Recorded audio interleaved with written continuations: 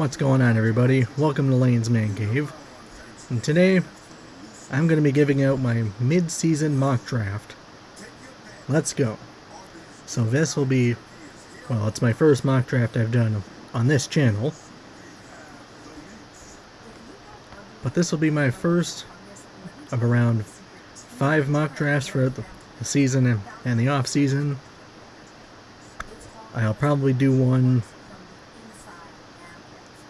as soon as the regular season finishes up, and then I'll do one right after the Super Bowl, and maybe I'll do one after the Combine, because that's when a bunch of guys become Combine risers. And guys that are projected to be first round picks all year and end up dropping, and guys that we've never heard of start hopping in the first round. And then, of course, I'm going to do one of the week of the draft, which will be a lot more detailed than the one we're going to do right now. If you haven't watched already, my week 10 predictions are already up, so watch those if you haven't already. Anyway, well, let's go. So as of right now, the New England Patriots have the first overall pick.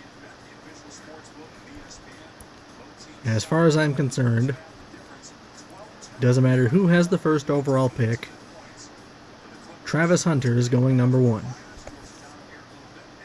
He is one of the best cornerback prospects, or one of the best prospects of all time. And the fact that he's going to be on the Patriots alongside Christian Gonzalez, we're going to have the new no-fly zone for this generation. Jacksonville Jaguars, we are going to select the second best cornerback prospect, who would have been the best corner in any other draft. But because he's in the same class as Travis Hunter, he's number 2, and we are going to take Will Johnson. Now, the New Orleans Saints, they're at pick 3 right now. I do not expect them to take a quarterback in the first round. They're not in desperate need. I'm not sure what Derek Carr's contract is right now, but I know they have Spencer Rattler on the roster, so. And this is one of the worst quarterback classes we've seen in recent years. It's up there with. It's not as bad as 2022, because we didn't see a quarterback get drafted until the 20th pick, which is unheard of these days. And that guy ended up being Kenny Pickett. Doesn't even start anymore. Then there's also 2014. Geno Smith was in that class. I don't know who else was. But I do not think the Saints will be taking a quarterback here. I think they will be taking Will Campbell. They do need an offensive tackle still. I don't know how good Talise Fuaga has been, but I know offensive tackles, or offensive linemen in general, they take the longest to develop. But Trevor Penning, he can't be a starter in the NFL. He just can't. Carolina Panthers, we're going to have our first quarterback taken off the board. And that is going to be Cameron Ward. Now, he is one of the Heisman favorites right now, but he is an older quarterback. I believe he's 23 years old.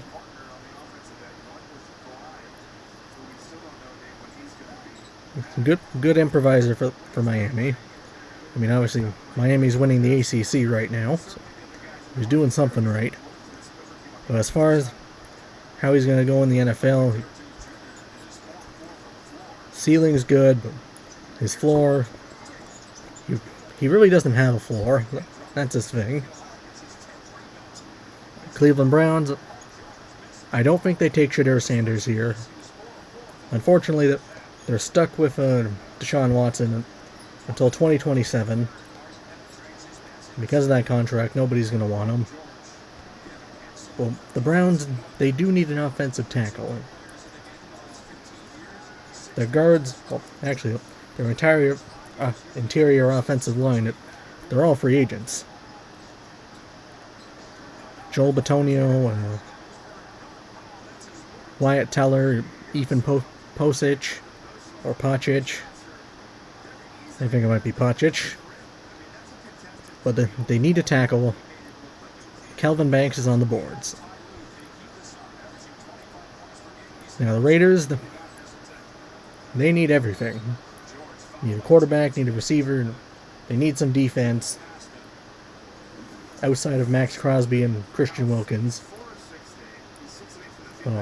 I'm not even sure if Max Crosby is going to even be on the Raiders when the actual draft by April. But we're not predicting any of that. No hypothetical trades going on. When you're doing a mock draft this early, we're doing them as if the season or as if the draft were to be today. And the Raiders, I do think they take Shedeur Sanders. I just saw a tweet, I think, that Shedeur Sanders, he wants to be a Raider. And when you're a top prospect, you're going to end up forcing your way to a team you want. Happens in every sport. The Giants, I think they also take a quarterback here, that being Jalen Milroe. I don't think these two quarterbacks end up going in the first draft at all, or in the first round. They'll definitely be taken in the early second round. But I am taking Jalen Milroe here. I think he has the highest ceiling between him, Ward, and Sanders. I don't think Sanders is going to be a good NFL quarterback at all. I think he's got bust written all over him. But still, he's not Caleb. He's not Drake May. He's not C.J. Stroud.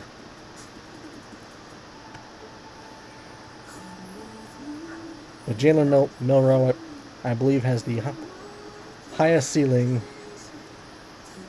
out of all the quarterbacks in this draft. And I think the Giants take him. Because they've held on to Daniel Jones for way too long. Miami Dolphins. Mason Graham's right there. He's the best defensive line prospect in this class. You know, Michigan's not very good, but Graham played a big part in that championship team last year. I think Mason is the second or third best overall prospect in this class. So Travis 1, and then Travis 1, Mason 2, and then Will Johnson at 3. I think those 3 players will be the best. Oh, I know. Ashton Genty. Okay, so Hunter, Genty, Mason, then Johnson. Yeah, Dolphins take Mason Graham. They desperately need help on that defensive line. No Christian Wilkins. The edge rushers aren't good either, but they can address that in the later rounds, or in free agency. Dolphins, Mason Graham. Tennessee, I think they go with Teteroa McMillan. I think he's the best receiver in this class. It looked like Luther Burden was going to run away with that title, but he didn't. I don't think it's entirely his fault, because Missouri has not lived up to expectations this year. It's basically Burden and friends over there. Yep. That's the best way I can describe the Missouri Tigers. But Arizona, if you saw my college football playoff predictions, I had the Wildcats going undefeated. And obviously that did not happen and they had some ugly losses this year. They were blown out by Kansas State. I know they lost to Colorado. Pretty sure they just lost to UCF last week. But that's not McMillan's fault. Noah Fifita is a terrible quarterback. He's bad. He's undersized. His arm's not good. He's not mobile.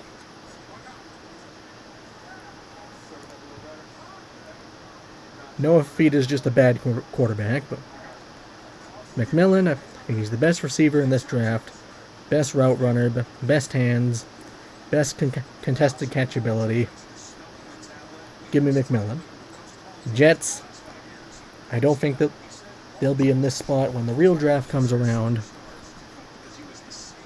But we gotta do this, and I think they take the best edge rusher in this class. These four are all surprisingly close. I remember when James Pierce was projected to be the first overall pick. I never fell for that.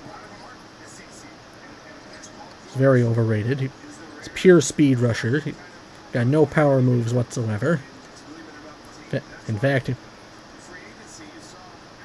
what's his name? J.C. Latham. He did not get a single pressure when he was blocked by J.C. Latham. But I think the best edge rusher in this class is Nick Scourton. He's 20 years old. He's not a Myles Garrett or Nick Bosa, Chase Young level prospect. I mean, he's probably going to be better than Chase Young as a pro, because Chase Young's been going through all the injuries. But I believe he has the best pass rush toolbox out of these four guys. Best power rusher out of although Michael Williams is a good power rusher as well. But I think the Jets take Scourton with this pick. Cowboys. Ashton Jeanty. He's going to be a Cowboy. The Cowboys have probably the worst rushing attack in the NFL. And Dak Prescott's fallen off a cliff as of recently. I'm willing to put Dak Prescott in the bottom 5 quarterbacks. Not even kidding. He's that bad. But now, with Ashton Jeanty on the team, it adds another centerpiece to the Cowboys' offense, not named CeeDee Lamb. And Jeanty is, I mean, you can't take my word for it because I've only been watching college football for 3 years.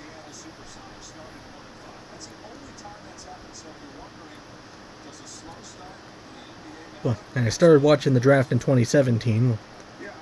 I mean, I follow all the first round picks, but I didn't watch any college football. But Ashton Jeanty is the best running back prospect that I've ever seen, and probably the best in these. Like, he's Saquon Barkley level prospect. He's better than Bijan was, and Bijan, he was the 8th pick when he was drafted. You know, Jahmyr Gibbs was drafted very high. I mean, it worked out for the Lions, but I still don't think he should have went that high. Kinda. Never mind, it worked out for the Lions in the end. Trying to think of a running back, because I know there wasn't a running back in the first round. Yeah, Najee Harris was taken in the first round. Okay, McCaffrey was taken in the first round. Derrick Henry won the Heisman, but he was a second-round pick. But I think as a pure college prospect, Jeanty's better than all those guys. And I think Jeanty's going to be this year's Heisman. And before you people come in saying that playing weak competition, playing Mountain West teams, he had over 200 yards against Oregon, and they're the number 1 team right now. Alright, enough about Jeanty. Because now we got the Colts on the board. Malachi Starks is right there. Perfect spot, because Colts defense is very bad, especially in the secondary. And Malachi Starks is one of the best safety prospects since Kyle Hamilton.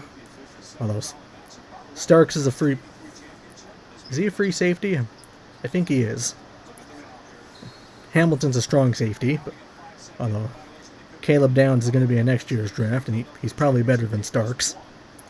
Starks, he's going to be a very good safety, or he's going to be an elite safety in the NFL. He's my 5th best prospect in this class, so...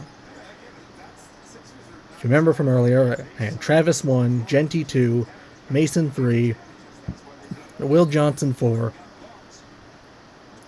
and Malachi Starks caps out my top 5. And I think he will be a Colt. Cincinnati Bengals. Got the free edge rushers on the board. They're definitely going to be taking one of them. Trey Hendrickson, yeah, he's leading the NFL in sacks right now.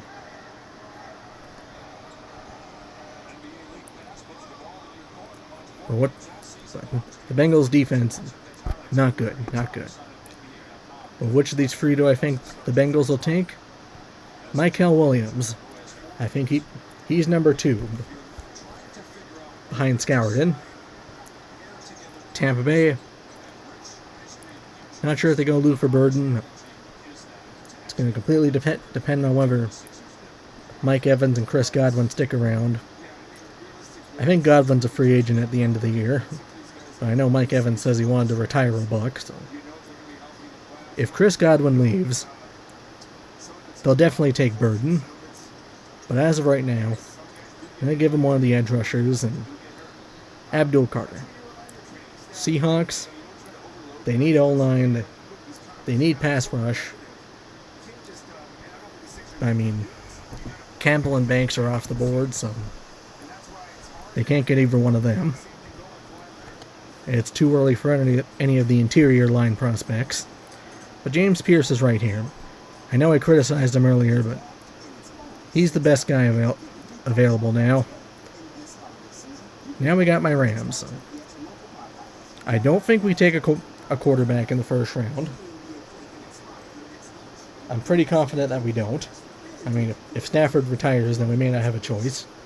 Unless we decide to roll with either Garoppolo or Bennett. I mean, even if that is the case, I would rather wait till the later rounds to get a quarterback.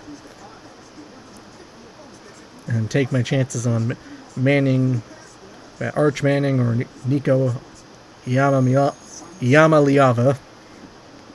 in next year's draft. But I don't think the Rams take any of these guys. I think they take a guy that he's on the rise. And I think he's the Rams' biggest need right now, because for this position, we are probably the worst in the NFL. The man I'm referring to that I think is going to shoot up the boards is Jalen Walker from Georgia. And the Rams, they probably have the worst linebacking core in the league. And Jalen Walker's right there. That's who I think we're going to take. And you got San Francisco. Benjamin Morrison falls right in their lap. He hasn't played for Notre Dame for very much this year because of the season-ending injury. But he's a versatile defensive back. He can play corner, he can play safety, kind of like DeJean. And he's fallen right in the Niners' lap, so that's what I think they take. Now the Bears, I don't think they take Kenneth Grant. Their defense is going to be fine. They desperately need offensive line, and I don't know how to pronounce that name, but Ariante Ursary. If you're a Golden Gophers fan, I don't know, I don't think any of my subscribers are Golden Gophers fans. But if you If you know how to pronounce this guy's name, just let me know. And that's what I think the Bears are going to draft. The Broncos, Luther Burden's right there. I do not think Bo Nix is going to be their franchise quarterback, seeing how he's already 24 and he's not even that great now. But in today's NFL, you can never have too many wide receivers. Really, he's only got Cortland Sutton right now. Luther Burden's right there. Perfect for the Broncos. Arizona Cardinals, Kenneth Grant, Deion Walker. Definitely going with one of these guys. If you want the high floor, then you go with Kenneth Grant. But if you're willing to wait, then you can take your chance on Deion Walker. But the Cardinals, they're looking like a playoff team right now. And with Kyler and with Marvin Harrison Jr., I think they're going to start looking towards the playoffs. I think they go with Grant. Chargers, Colston Loveland falls right in their lap. They got their offensive tackle last year with Joe Alt, who's probably been the best rookie this year. And I know a lot of people have been criticizing the Chargers last year, myself included, because they didn't take a wide receiver. But Jim Harbaugh likes to win in the trenches. And considering he coached Colston Loveland, I'm pretty sure he was on the team last year when Michigan won the national championship. I think Loveland and Harbaugh will reunite in this draft. Falcons, Deion Walker's right there. You could take Isaiah Bond, but Atlanta's already got the best of a very good group of offensive playmakers. Although last year Atlanta screwed up bad. They took Ruke Orhoro and Michael Penix last year. But I think with Deion Walker falling right in their lap, I think that's who the Falcons take. Green Bay Packers, they need a second corner behind Jair Alexander. And there's their guy right here, Siobhan Revel Jr. out of East Carolina, who has a season-ending injury very early on. But Packers do need a second corner, so that's who I think they take. And I'm going to fly through most of these picks.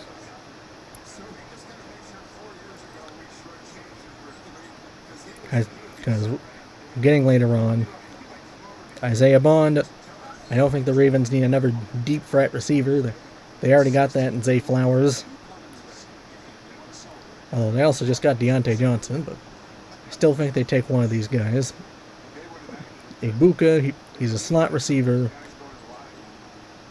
It's what they could use. Give me it, or I think they take Ibuka.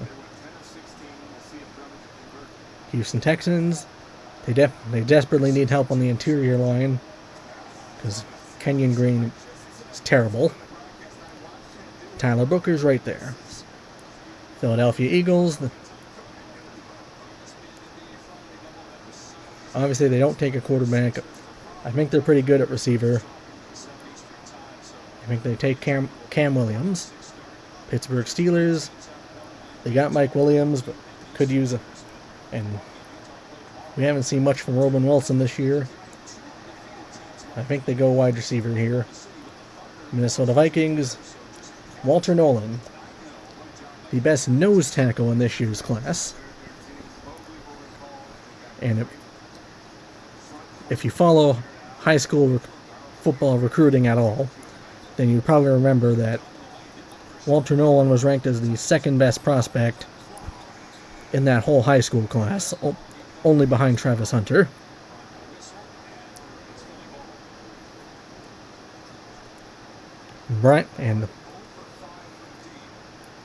Brian Flores, he likes his defense. I mean, They can also go with Jonas Savanea. I think that's his name. That's how you pronounce his name. I'm not very good with these Polynesian last names. But Walter Nolan and Brian Flores, there's going to be hell to pay. Commanders, I think they go Jack Sawyer because they don't have that premier pass rusher anymore. Bills, Denzel Burke. Lions, don't need a quarterback. They're pretty set at offensive line. And I think they're good on the front four. I think they go Harold Perkins here. And finally, Kansas City Chiefs. They need an offensive tackle. Emory Jones is right here. And that concludes this mock draft. Be sure to like, subscribe, and hit the bell for notifications.